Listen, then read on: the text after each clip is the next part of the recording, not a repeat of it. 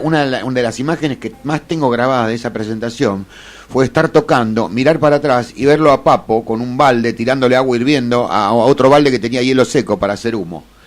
Y eso era tecnología de punta en esa época. Fíjate con quién nos hacía gamba. Claro, mirá, el Carpo. Bueno, pero ya te digo, aparte también éramos pocos, éramos todos amigos, nos conocíamos todos, estábamos todo el tiempo de acá para allá. Claro, bueno, y además era una época donde también conseguir los instrumentos era difícil, y por ahí estaba un músico mirando a ver también los yates de otro músico, las cosas que iban haciendo, por ejemplo, aprendiendo, sacando. Si ver una Fender era como para un sacerdote ver el Santo Grial, más o menos. Pero lo que decís vos, todos los guitarristas hacíamos lo mismo, nos sentábamos en primera fila y mirábamos las manos del que tocaba.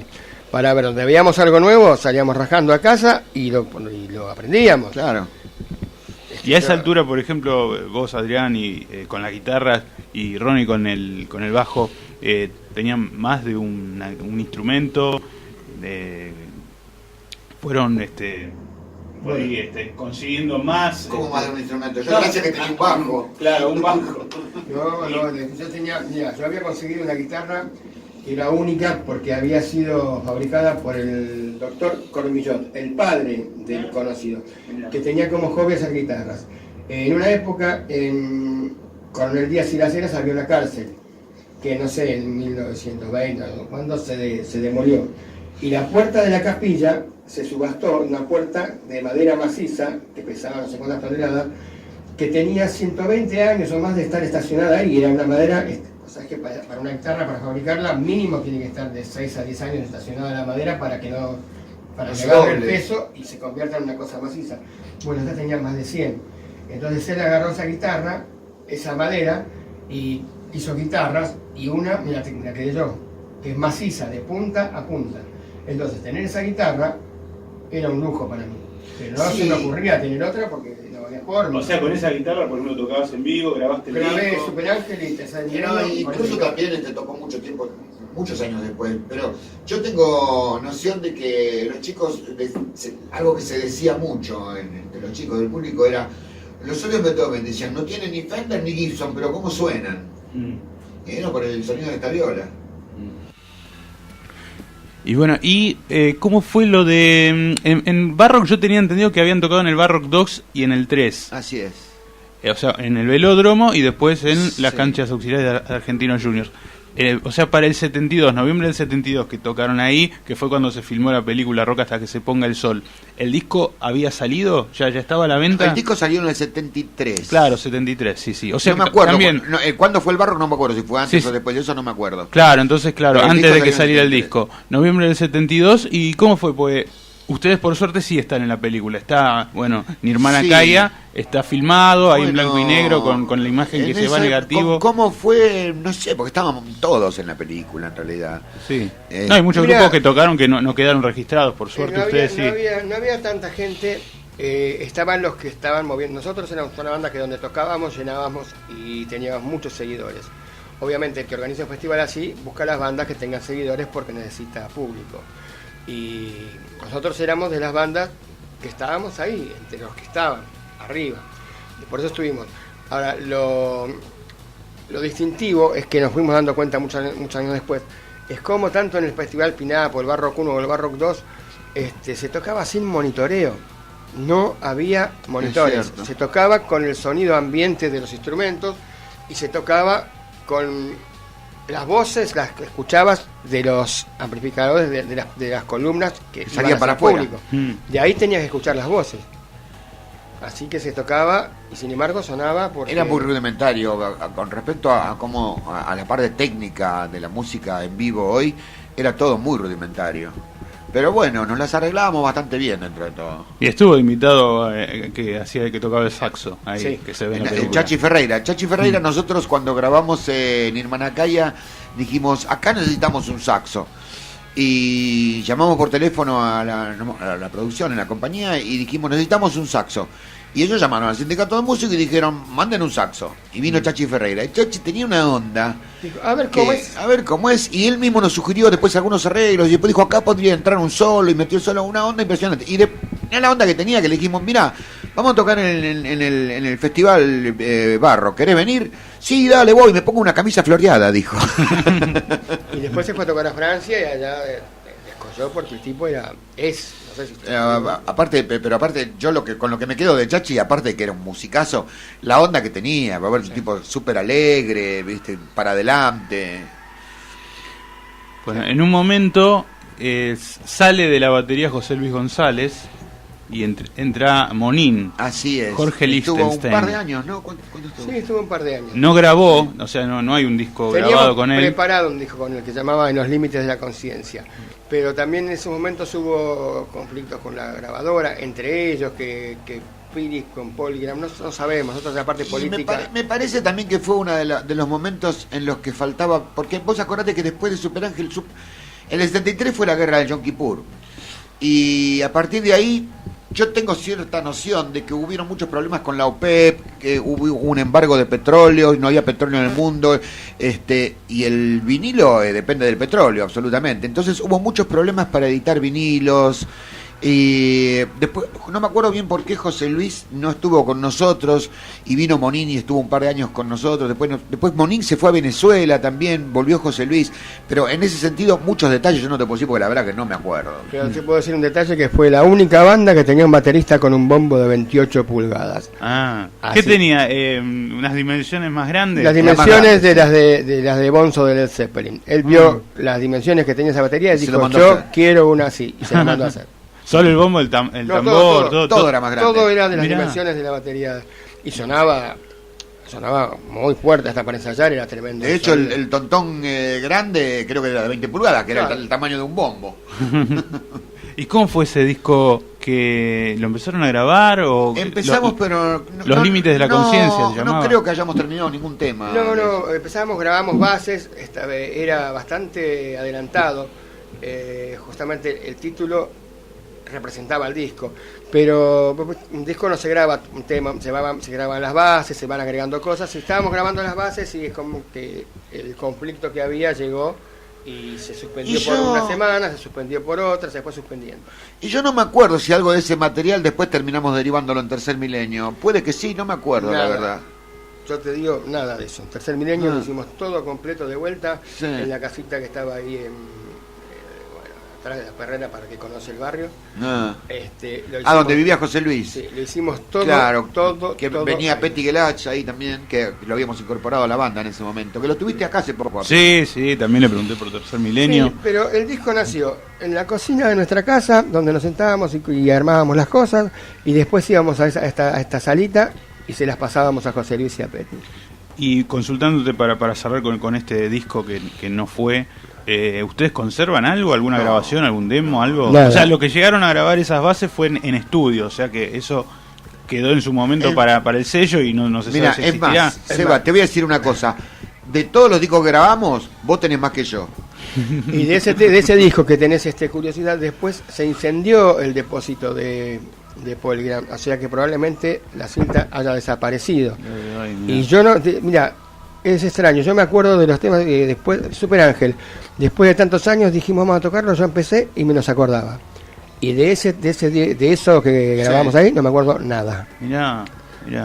Bueno, yo tengo que en diciembre del 74 se separa Orión Beethoven. Hay un momento ahí de una pausa que en el 76 se vuelven a juntar. Ajá. Y ahí con Petty. Sí, bueno, también hubo una época en la cual nosotros estuvimos trabajando de sesionistas, hicimos muchas giras por el interior. Nacieron nuestros hijos, claro.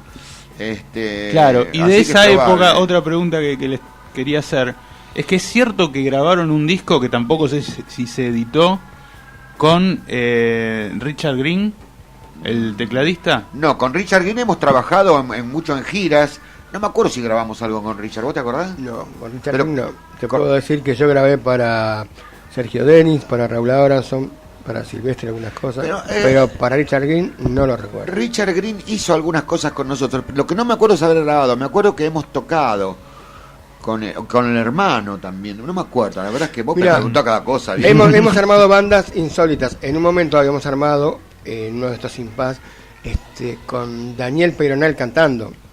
Sí. Y tocando Hammond. tocando el Hammond, pero eso no prosperó porque Daniel quería tocar el Hammond, bailar arriba, cantar, y cuando no cantaba, tocar el tontón mientras tocaba la batería. Me pareció un poco mucho. Y había un dato que, mientras sonaba el tema le preguntaba a Ronnie, que decía que habían hecho una gira por la costa atlántica con Roque Narvaja como trío. No, ¿tocando juntos? Sí. No, puede ser que hayamos compartido escenario más de una vez porque nos conocíamos, porque éramos amigos, pero no, tocando juntos no. Con quien yo toqué, por gusto nada más, fue con Johnny Tedesco. Con Johnny, mira, también. Toqué por gusto, porque me encantaba, porque hacía todos rock and rolls de los 50. ¿Y con Nito estuviste tocando también? Con Nito, ya, yo iba a ser el primer guitarrista de los conocidos de siempre. Pero justo fue el momento en que estábamos por empezar Tercer Milenio, más o menos. Entonces elegí nuestra historia. Porque en esa época uno no tenía dos bandas. Y entonces, y la otra historia es cuando estábamos grabando Volando Alto, viene Miguel Abuelo, que era bastante amigo mío, a pedirme que sea el guitarrista de Los Abuelos. Pero yo estábamos terminando de mezclar Volando Alto y yo quería... Entonces le dije que te llamara el Vasco, que era muy amigo y que iba a ir perfecto. Mirá. Y así anduvo. Mirá.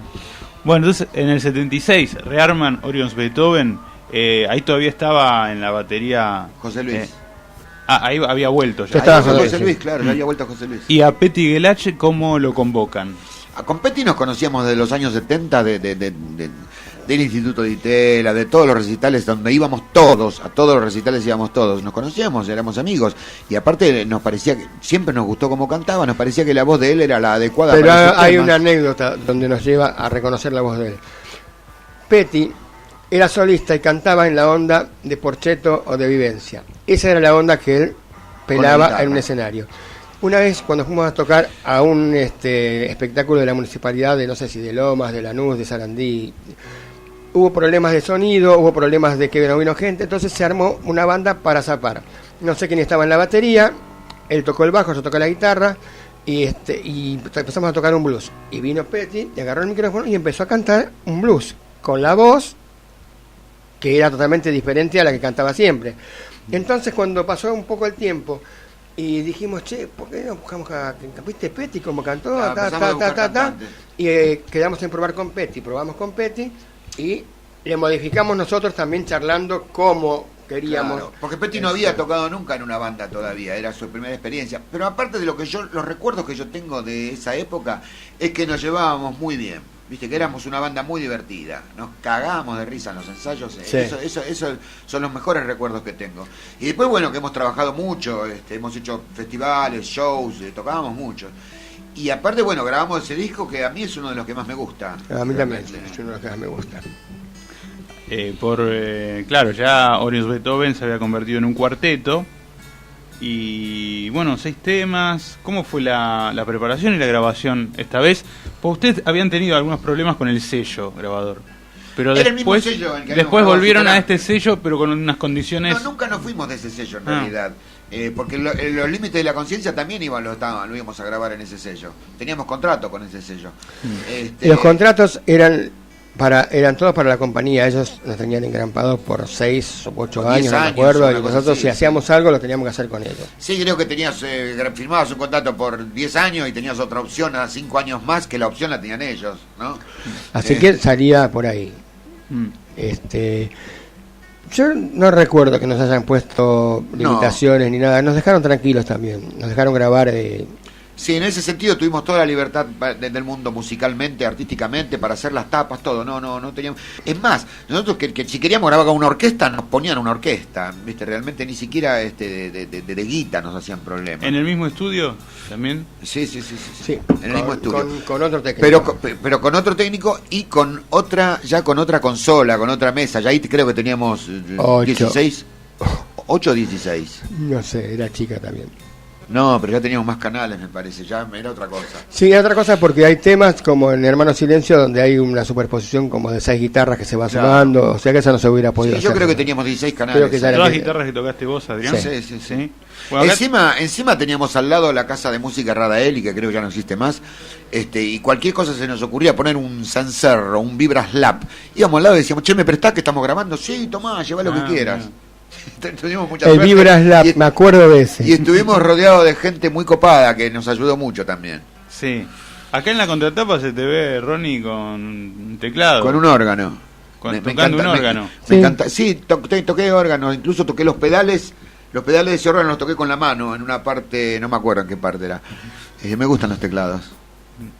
Bueno, ¿y fueron a ver la obra Jesucristo Superstar? Yo la vi porque mi primera mujer actuaba ahí. Sí, fui a ver los ensayos incluso. Ahí tocaba la guitarra del Miro Molinari. Porque la obra no se llegó a estrenar. No, mira, no sabía. No se llegó a estrenar porque incendiaron el teatro. Incendiaron el teatro y punto, no se estrenó. Pero yo me acuerdo haber visto el ensayo general, y era una maravilla porque era la misma puesta de Broadway.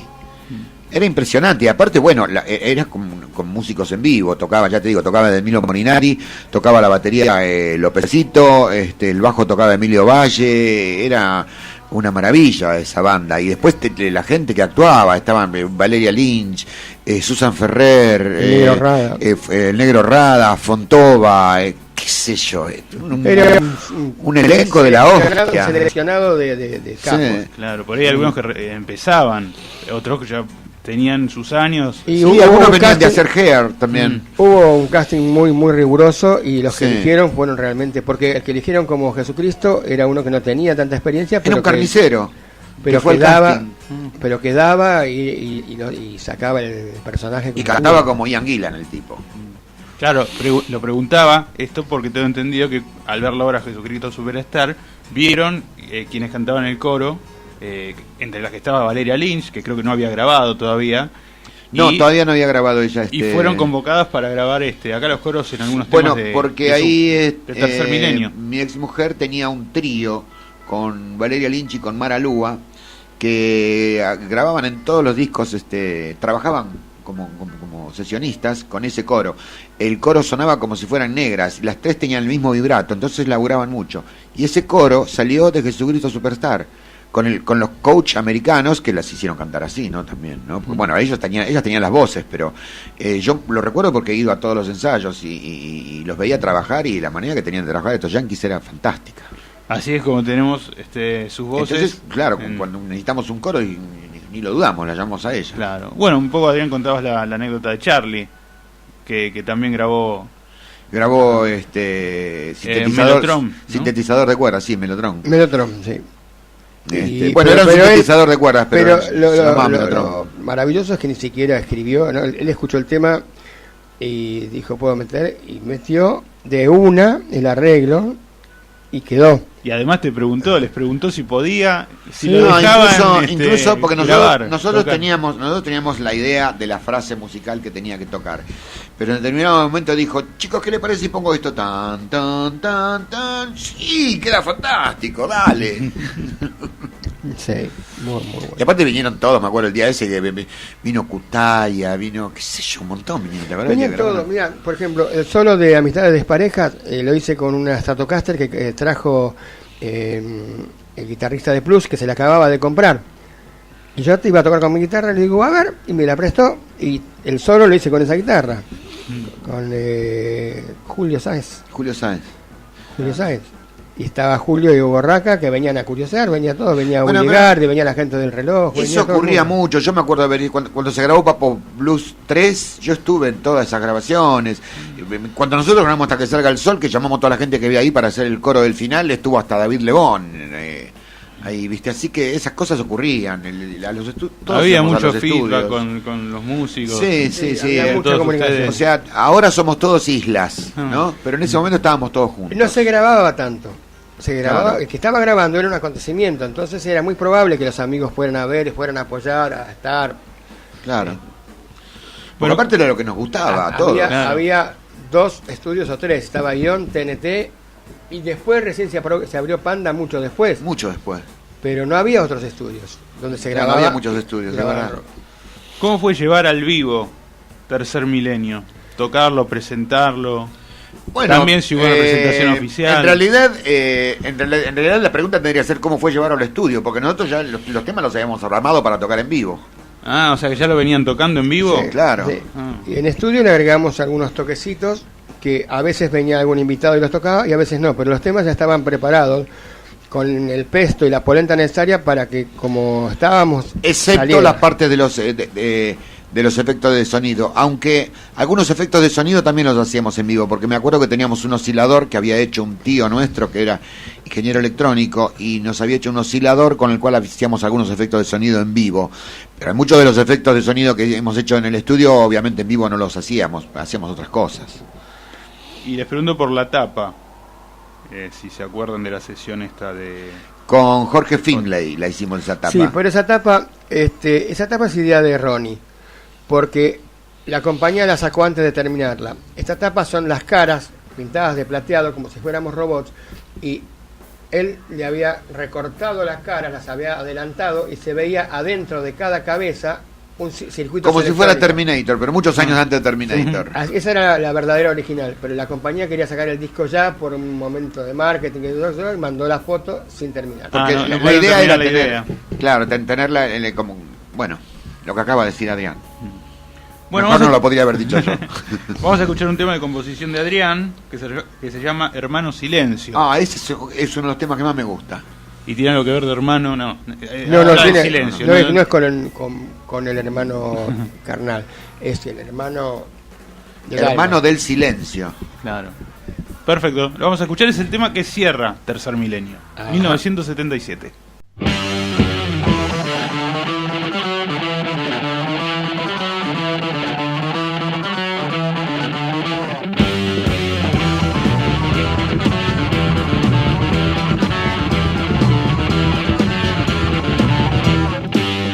Mi tiempo no tiene horas, ni días, meses ni años. Se mide por sensaciones y sentimientos extraños.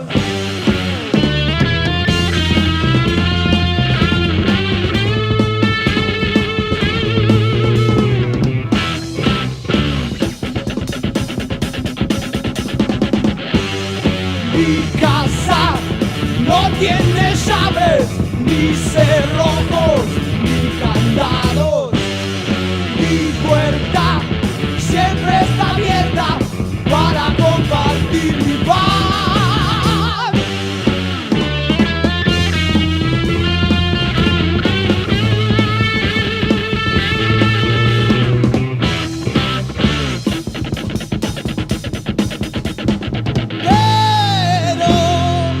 En mi camino voy solo y callado.